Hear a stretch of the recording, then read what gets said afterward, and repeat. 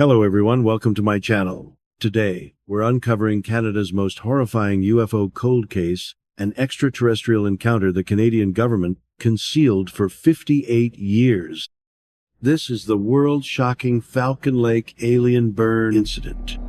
In the 1960s, an era brimming with the passion for exploration, every inch of the Earth and the vast universe became the targets of human exploration. As the world's attention was fixated on the intense space race between the United States and the Soviet Union, the public was filled with endless curiosity about the world beyond the Earth's atmosphere. In such an atmosphere, science fiction works blossomed in popular culture like mushrooms after a spring rain. Television shows such as The Twilight Zone and Star Trek pushed people's imagination of the universe to new heights. Meanwhile, reports of unidentified flying objects, UFOs, began to appear frequently. Were those mysterious lights in the sky and the strange encounters with alien creatures real existences, or just people's fantasies? Amid this craze for UFOs, the strange encounter of Stefan Michalak at Falcon Lake in 1967 became the focus of people's heated discussions. In his story, physical injuries and unexplainable phenomena followed one after another. What secrets were hidden behind this? Stefan Michalak's experience is now known as the Falcon Lake incident. On May 21, 1967, a Saturday, it started just like any other day for him. As a mechanic and an amateur prospector, Michalak loved nature. At that time, he was exploring the area around Falcon Lake in southeastern Manitoba, hoping to find mineral deposits. He only carried some tools, a notebook, and his prospecting hammer, and walked through the dense forest until he reached a rock outcrop, a common prospecting site. Around noon, while Michalak was chipping away at a quartz vein, the commotion of a flock of geese startled him.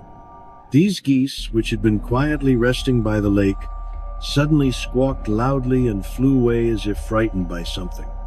Michalak was surprised by their reaction and looked up at the sky to see what had scared them away. At first he didn't see anything unusual, but after a while, two objects caught his attention. They were hovering in the air, looking oval-shaped or cigar, like glowing with a red-orange light. Michalak later described them as two cigarette-shaped flying objects floating quietly as if observing the surrounding scenery. After staring at them for a few seconds, one of the objects changed direction and quickly flew away, disappearing from sight. However, the other flying object began to descend towards the rock outcrop where Michalak was standing. He watched in awe as the object slowly landed about 160 feet away from him and came to a steady stop on the uneven ground. Where did this mysteriously appearing and suddenly moving flying object come from, and what was it going to do? At first Michalak was confused, but curiosity got the better of him. He cautiously walked towards the landed flying object. As he got closer, he observed that the object was about 35 feet in diameter, shaped like a classic flying saucer with a domed top.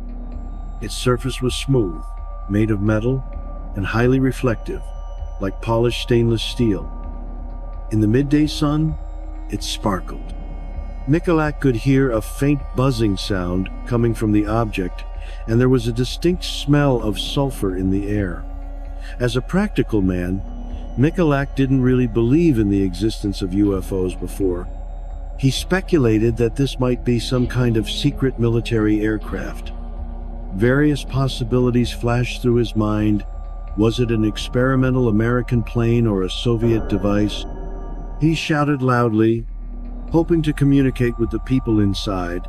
He first shouted in English, then in Polish, and even in Russian. But his shouts received no response. Despite the lack of response, Michalak continued to observe the object. As he walked around it, he noticed that there seemed to be an open door or hatch on one side of the flying object. Bright light shone from inside, so intense that he couldn't see clearly what was inside. The light illuminated the rocks around him. He could hear sounds inside, like the sound of machines running or faint human voices, but he couldn't make out any exact details. His intuition warned him to be careful, but curiosity overcame fear. He got even closer and stood just a few feet away from the glowing opening. From where he was, Michalak could see some strange patterns inside, but the strong light prevented him from seeing more. Growing bolder, Michalak reached out to touch the flying object. Its surface felt smooth and surprisingly warm, almost hot. To his shock, the fingertips of his rubber gloves melted as soon as they touched the object's outer shell, as if it was emitting intense heat.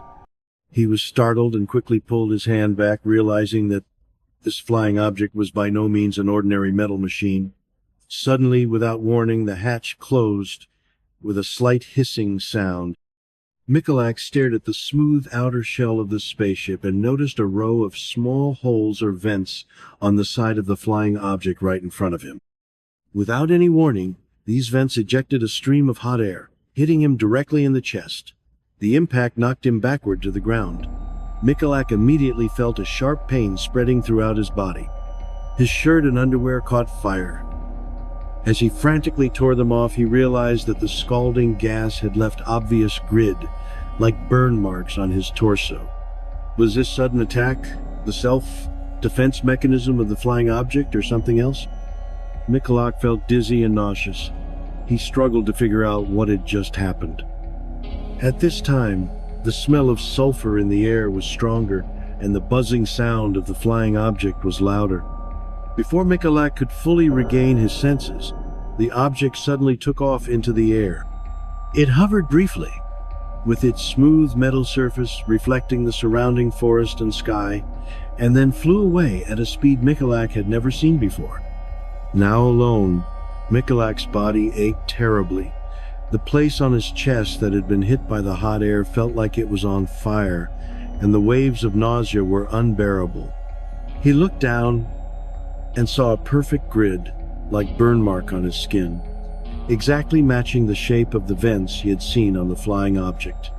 He gasped for breath and vomited on the rocky ground. His legs were weak and his head was spinning. Realizing that he needed medical help, Michalak staggered away from the landing site. He found the campsite where he had left his equipment earlier that day. Despite feeling that his body was almost giving up, he managed to pack up his things and began the painful journey through the dense forest towards the road. The walk was extremely painful. With each step, as the nausea waxed and waned, a stabbing pain shot through his body. It seemed like an eternity before he finally reached the road and flagged down a passing car. The driver, seeing Michalak in a disheveled and painful state, quickly drove him to the nearest town, Kenora. At the Kenora hospital, doctors examined Michalak's burns, and he told them about his encounter with the strange flying object. At that time, he was weak, dehydrated, and disoriented. The burns on his chest particularly puzzled the medical staff. They were unlike any burns they had ever seen before, and the precise grid-like pattern was even more perplexing. In addition to the burns, Michalak also suffered from severe nausea, vomiting, and headaches. In the following days, his condition worsened. His body seemed to reject food, and nausea became a constant and unrelenting problem. A rash appeared on Michalak's skin, and he began to have fainting spells and periods of confusion. Was this mysterious illness really related to the UFO encounter? Despite his efforts to explain his encounter, many people who heard his story were skeptical. However, despite the strangeness of his experience, Michalak always firmly adhered to his account, believing that what he had encountered was neither an illusion nor a dream, but a real and tangible event. As the sun set on May 21,967, Stefan Michalak lay in the hospital bed, tortured by pain and confusion. The burns on his chest would remain with him forever, constantly reminding him of that strange and terrifying encounter near Falcon Lake. Although he didn't know what exactly he had experienced, Michalak was certain of one thing. Whatever he had seen and touched on that rock outcrop was something he had never encountered before. The direct consequence of Stefan Michalak's encounter at Falcon Lake was that it sparked extensive curiosity, skepticism, and in-depth investigations. Although Mikolak's story was strange, it attracted attention locally and even nationally. What made his account convincing was not only the strange details, but also the physical evidence. The burns on his chest, his illness, and the corroborating physical evidence found at the scene, all of which indicated that something extraordinary had happened. Therefore, what was originally just a local mystery quickly evolved into one of the most well-documented UFO cases in Canada. After receiving treatment for his burns and other ailments at the Kenora Hospital, Stefan Michalak began to tell his story to medical professionals and the Royal Canadian Mounted Police, RCMP.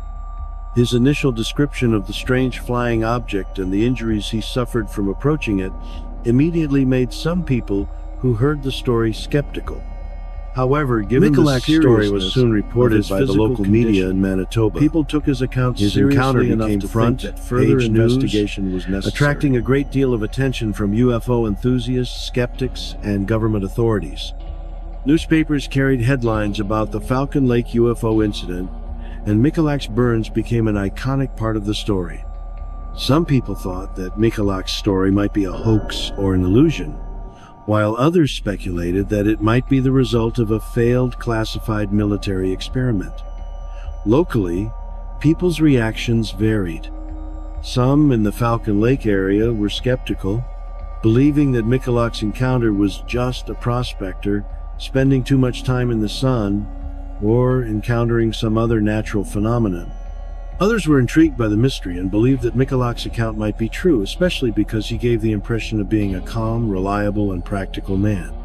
Many people who knew him found it hard to believe that he would fabricate such a strange story, especially since he seemed to be genuinely traumatized by the event. So, where did the truth lie? As news of the incident spread, the RCMP got involved in the investigation. Shortly after Mikolak was discharged from the hospital, RCMP officers met with him, and he detailed the entire event to them. Although his account sounded absurd, the RCMP took the case seriously, especially considering Mikolak's physical trauma and the growing public attention.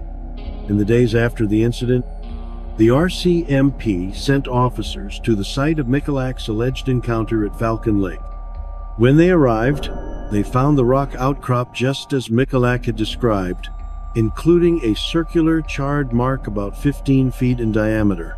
Mikolak said that was where the flying object had landed. What puzzled the investigators even more was that some of the rocks near the charred mark were radioactive. Although the RCMP couldn't explain Mikolak's story, they recorded the investigation results and reported them to the relevant departments. Where did this mysterious radioactive substance come from? Considering the potential impact on national security that a foreign or unidentified flying object might have, the Royal Canadian Air Force, RCAF, also launched its own investigation. RCAF personnel went to the scene to assess whether the object could be an experimental military aircraft from Canada, the United States, or perhaps the Soviet Union. However, their investigation results were inconclusive. Although they acknowledged the physical evidence at the scene, the radioactive substance and the charred mark on the rocks, they couldn't determine the source of the radiation, nor could they conclusively explain Mikolak's burns. The area was cordoned off for further testing, and the RCAF recommended a more rigorous follow-up investigation of Mikolak's story. The media, always eager for sensational stories, eagerly tracked Mikolak's case. Newspapers across Canada and even in the United States reported on the Falcon Lake UFO incident. Headlines such as "Man claims to be burned by UFO" or "Canadian prospector injured by mysterious flying object" were common, and journalists flocked to this small town in Manitoba. Although Mikolak didn't seek the spotlight, he cooperated with journalists and investigators.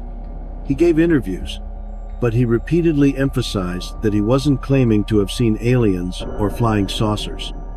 He insisted on telling the facts of what he had experienced: the strange object, the intense heat, the stream of air or gas that burned him, and the subsequent physical discomfort he endured. Michalak firmly stated that he was just telling what had happened without adding embellishments or making wild guesses. His stoic and matter-of-fact attitude actually increased his credibility. Despite this, Michalak still faced strict scrutiny. Skeptics in the media and the public questioned his motives.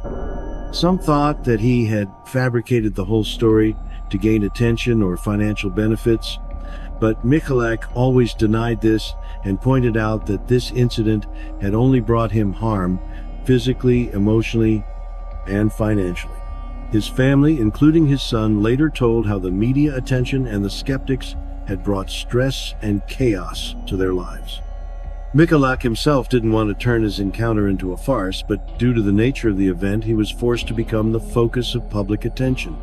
So, was Michalak really lying? In addition to the government and the media, this incident also attracted the attention of scientists and UFO investigators. UFO research organizations in Canada and the United States were interested in this case. They interviewed Michalak and visited the scene. These organizations often had different opinions during the evaluation.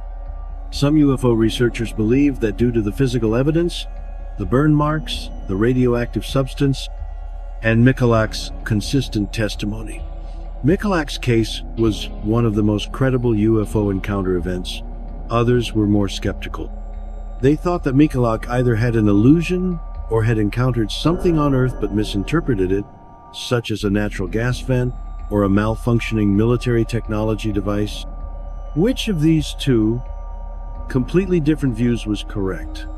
One of the most confusing aspects for the investigators was the radiation found at the scene. Although the charred mark on the ground could be explained by some natural fire or chemical reaction, the presence of the radioactive substance was hard to ignore. Scientists tested Michalak's clothes, and the results also showed traces of radiation, which made the investigation more complicated. However, the exact source of the radiation couldn't be conclusively linked to any known technology or natural phenomenon in the area. In the weeks after the incident, Michalak continued to suffer from serious health problems. His burns took a long time to heal, and the mysterious grid-like marks on his skin remained clearly visible for weeks. He always felt nauseous, had headaches, lost weight, and would faint or pass out from time to time. The doctors examining him were confused about his symptoms. The burns on his chest didn't match any known medical conditions or injuries caused by common heat sources, such as fires or chemical burns, and the recurrence of these symptoms made the situation even more mysterious.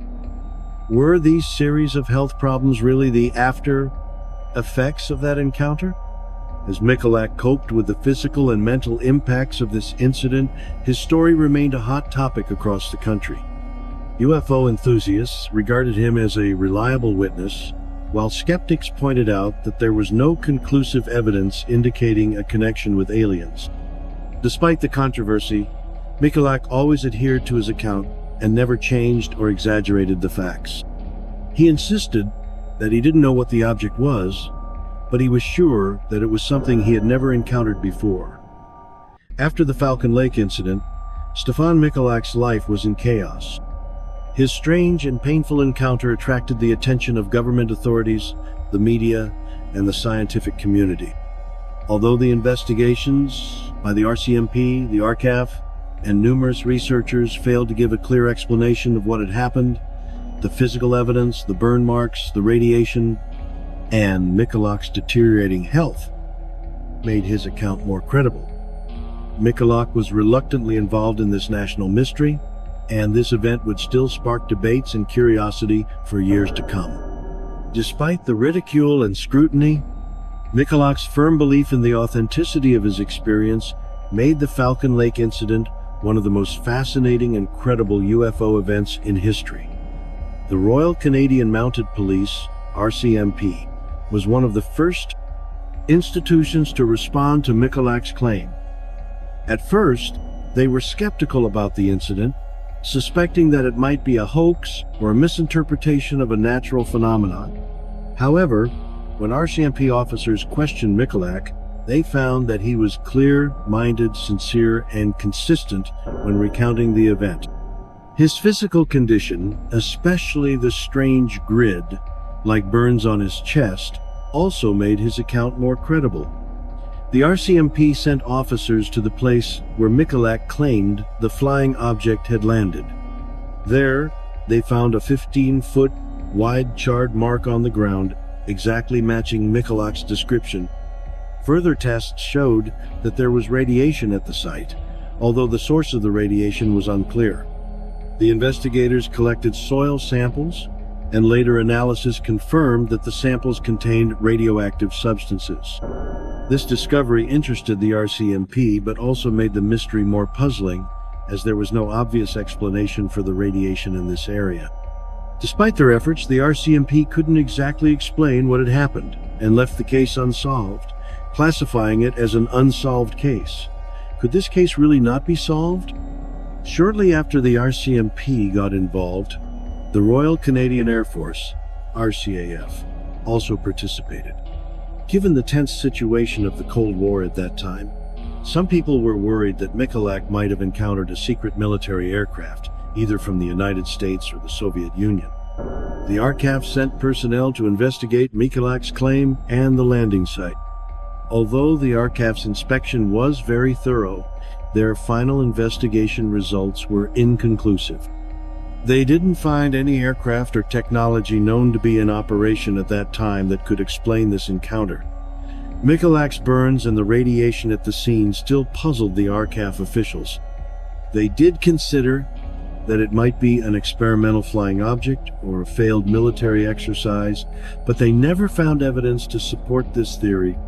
Due to the lack of conclusive evidence, the RCAF ended the investigation without reaching a clear conclusion.